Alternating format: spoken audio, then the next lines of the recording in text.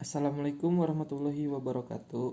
Yang terhormat Ibu Dewi Puspasari selaku dosen mata kuliah Manajemen Pemasaran Internasional dan rekan-rekan semua. Perkenalkan, kami dari kelompok 3 yang beranggotakan Agung Prasetya sebagai pemateri, Bayu Aji Pangestu sebagai pemateri, Dery Rianto saya sendiri sebagai moderator, Epita Amalia sebagai pemateri, Perda Roswita sebagai pemateri, dan Cinta Deasyanida sebagai pemateri. Di sini kelompok kami akan membahas materi yang berjudul mengelola produk di pasar internasional.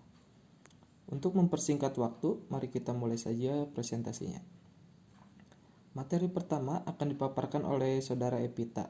Saya persilahkan kepada Saudara Epita. Manajemen produk. 1. Mengelola lini atau lini-lini produk perusahaan atau produk line management. 2. Mengembangkan dan meluncurkan produk atau produk-produk baru, new product development and launching. 3.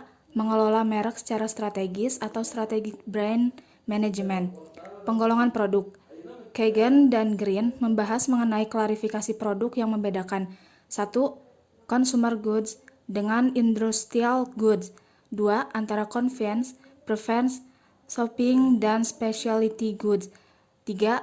Durable, non-durable, dan disposable goods. Menentukan strategi produk internasional. 1. Unsur-unsur produk dan pelayanan. 2. Faktor-faktor yang mendukung standarisasi produk. 3. Faktor-faktor yang mendukung adaptasi produk. Menentukan strategi produk internasional. Unsur-unsur produk. 1. Desain produk. 2. Kualitas. 3. Penetapan merek. 4. Merek-merek dagang. 5. Kemasan. Dan 6. Jaminan. Unsur-unsur pelayanan. 1. Desain pelayanan. 2. Nama pelayanan. 3. Sistem pengiriman. 4. Lokasi. 5. Tingkat mutu layanan. Terima kasih kepada Saudara Epita yang telah memaparkan materinya. Untuk materi selanjutnya akan dipaparkan oleh Saudara Sinta. Saya persilahkan. Menentukan strategi produk internasional. Faktor-faktor yang mendukung standarisasi produk. 1. Biaya adaptasi tinggi. 2. Produk-produk industri. 3. Cita rasa serupa. 4. Penggunaan terutama di pasar-pasar perkotaan. 5. Pasar-pasar yang sangat mirip. 6. Manajemen operasi internasional yang tersentralisasi. 7. Dampak asal negara. 8. Skala ekonomis. 9. Produk-produk para pesaing juga terstandarisasi. Faktor-faktor yang mendukung adaptasi produk. 1. Perbedaan standar dalam teknis. 2. Produk konsumen dan penggunaan personal. 3. Variasi dalam kebutuhan-kebutuhan konsumen dan kondisi-kondisi pemakaian yang berbeda. 4. Variasi dalam kemampuan daya beli. 5. Fragmentasi.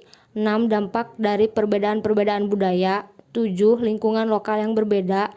8. Strategi perusahaan dan tindakan kompetitif. Terima kasih kepada Saudara Sinta yang telah memaparkan materinya.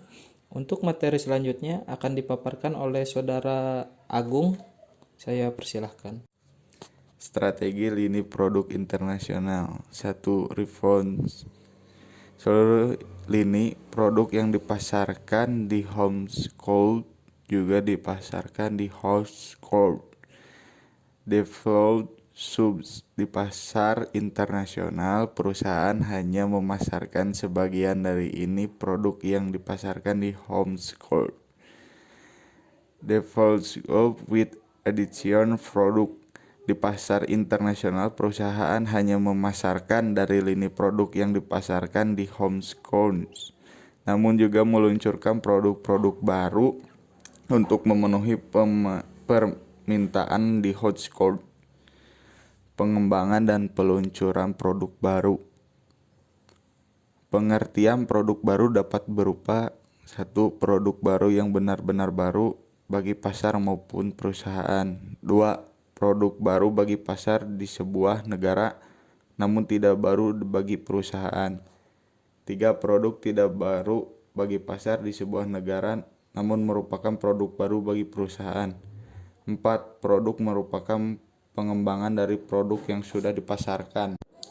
Terima kasih kepada Saudara Agung yang telah memaparkan materinya.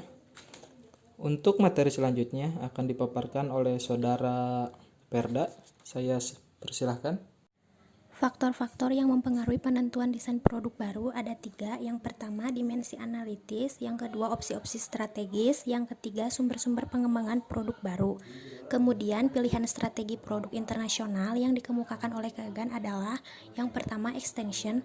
Produk dipasarkan di luar negeri sama seperti produk yang dipasarkan di home country tanpa perubahan atau adaptasi yang berarti. Kemudian yang kedua, adaptation. Produk yang dipasarkan di host country tidak sama dengan produk yang dipasarkan di home country karena mengalami penyesuaian yang berarti dengan keunikan pasar host country yang bersangkutan. Kemudian yang terakhir ada invention, pencipta produk baru. Terima kasih kepada Saudara Perda yang telah memaparkan materinya. Untuk materi selanjutnya akan dipaparkan oleh Saudara Bayu. Saya persilahkan. Sumber-sumber pengembangan produk baru yaitu 1. Kantor pusat, 2. Pasar-pasar acuan, 3. Anak-anak perusahaan, 4. Membeli R&D, 5. Membeli teknologi produk baru, 6. Akuisisi, 7. Usaha patungan, 8. Aliansi, 9. Konsorsium. Proses peluncuran produk baru ke pasar internasional. 1. Menciptakan ide, 2. Penyaringan ide, 3. Pengembangan konsep, 4. Pengembangan pengujian, 5. Pengembangan strategi pemasaran, 6. Analisis bisnis, 7. Pengembangan produk, 8. Pengujian pasar, 9. Komersialisasi. Terima kasih kepada Saudara Bayu yang telah memaparkan materinya. Tak terasa, pemaparan materi bab ini telah berakhir. Saya perwakilan dari kelompok 3 meminta maaf dan berterima kasih. Semoga pemaparan materi mengelola produk di pasar internasional ini dapat bermanfaat bagi kita semua. Kami semua undur diri. Wabillahi taufiq wal hidayah. Wassalamualaikum warahmatullahi wabarakatuh.